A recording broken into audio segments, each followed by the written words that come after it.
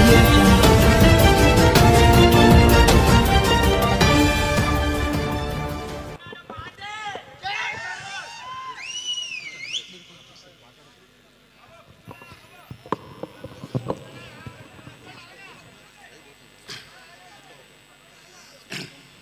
మీ అభిమాన నాయకులు జనసేన వ్యవస్థాపక అధ్యక్షులు ఏదో మార్పు తేవాలని తపనతో ముందుకు వచ్చిన మన నాయకుడికి ముందుగా నేను కృతజ్ఞతలు తెలియపరుస్తున్నాను. ఎందువల్లంటే నాపై ఎంతో నమ్మకంతో విశ్వాసంతో పెద్ద బాధ్యత పెట్టడానికి ఆయన ముందుకు వచ్చారు. ఆయన ముందుకు వచ్చారు.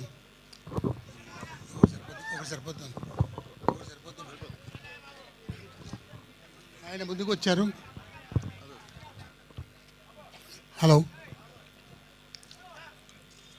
నేను మొదటిసారి కలిసినప్పుడు ఆయన అడిగారు నన్ను, ఏంటి మీ భవిష్యత్తు ఏం చేద్దాం అనుకుంటున్నారు, ఏనా కోరికలు ఉన్నాయంటే, నేను రిటైర్ అయిపోయానంటే రాజకీయాల నుంచి 4 సార్లు ఎమ్మెల్యే నెగ్గాను, ఒకసారి మినిస్ట్రీ చేశాను, నేను సంతృప్తిగా ఉన్నాను. కానీ నా పట్టణానికి నా జిల్లాకి చాలా అన్యాయం జరుగుతుంది, అది అరికట్టగలనా అని చెప్పి ఒక బాధ ఉంది అని చెప్పడం జరిగింది.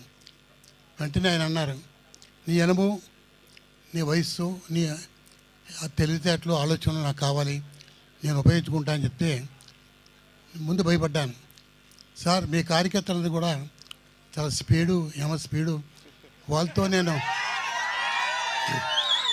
నేను పరిగెట్టలేను, నేను ఉపయోగపడతానంటే, ఏం పర్లేదు, మీరు నడవకపోతే ఎత్తుకుని తీసిపోతారు మా కార్యకర్తలు, కాబట్టి మీరేమీ సంకోచించకండి, రండి అని చెప్పి కోరడం జరిగింది.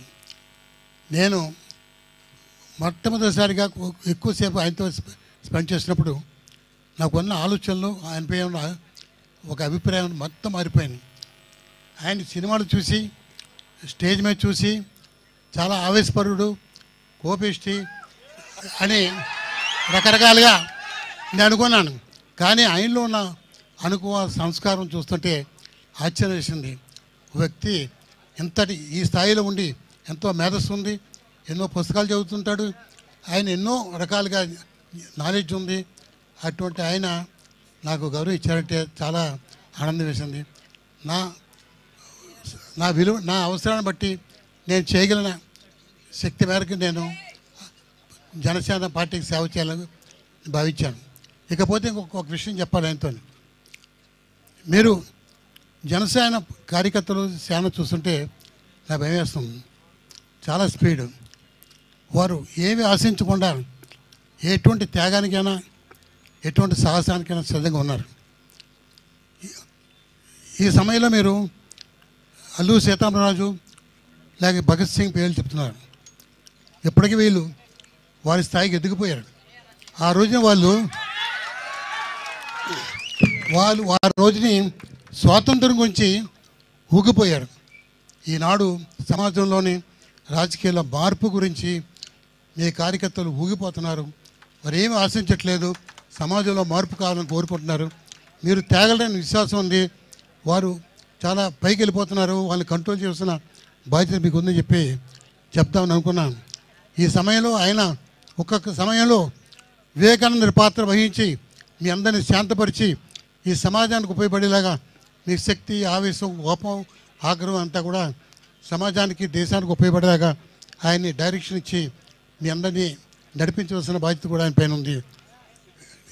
నేను ఊహించలేదు, ఏ మూలకెళ్ళినా ఎక్కడికి వెళ్ళినా కూడా జనసేన గురించి, పవన్ కళ్యాణ్ గురించి వచ్చి ప్రస్తావిస్తున్నారు. నాకు ఫోన్లు వస్తున్నాయి, సార్ మాకు చాలా ఆలోచనలు ఉన్నాయి, మీ ద్వారా ఆయనకి తెలియపరుస్తుంటాం, మీరు చెప్పండి, అవకాశం ఉంటే మాకు ఆయనతో కలపని చెప్పడం. నేను అడిగాను, ఇంకా బాబు నేను జాయిన్ అవ్వలేదు, జాయిన్ అవుతాను, ఆయనతో మాట్లాడతాను, ఆయన అభిప్రాయాలు తెలుసుకొని నేను సాయశక్తి మీకు వారధిగా పనిచేస్తానని చెప్పడం జరిగింది. కాబట్టి మీరు కోరుకున్న విధంగా, ఆశించిన విధంగా తప్పనిసరిగా నేను నా శాయశక్తుల జనసేన పార్టీ అభివృద్ధికి, మా జిల్లాలోని అలాగే చాలా చోట్ల నుంచి నాకు ఫోన్లు వస్తున్నాయి, వచ్చే జెండా వందనం చేయమని చెప్పి నేను తర్వాత చేస్తానని చెప్పాను. అధ్యక్షుల వారు పర్మిషన్ తీసుకుని వెళ్ళడం జరుగుతుంది.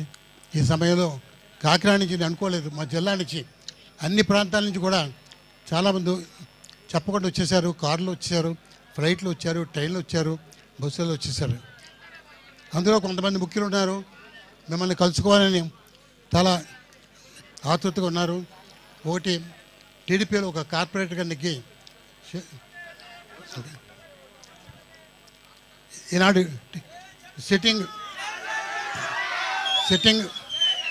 సిట్టింగ్ కార్పొరేటరు పార్టీని వదిలేసి మన పార్టీలోకి వస్తున్నారు. అలాగే మహేష్ అని చెప్పి ఆయన సిస్టరు వైసీపీ పార్టీలో కార్పొరేటర్గా ఉన్నారు. ఆయన వాళ్ళ ఫ్యామిలీ కూడా వెంటనే మన పార్టీలో వచ్చేయడానికి, పార్టీని వదిలేసి వచ్చేయడానికి ఆయన కూడా వచ్చారు. ఆయన లేదంటే ఓ కామెంట్ చేయండి. ఎప్పటికప్పుడు మా వీడియోస్ చూడాలంటే సబ్స్క్రైబ్ చేసుకోండి.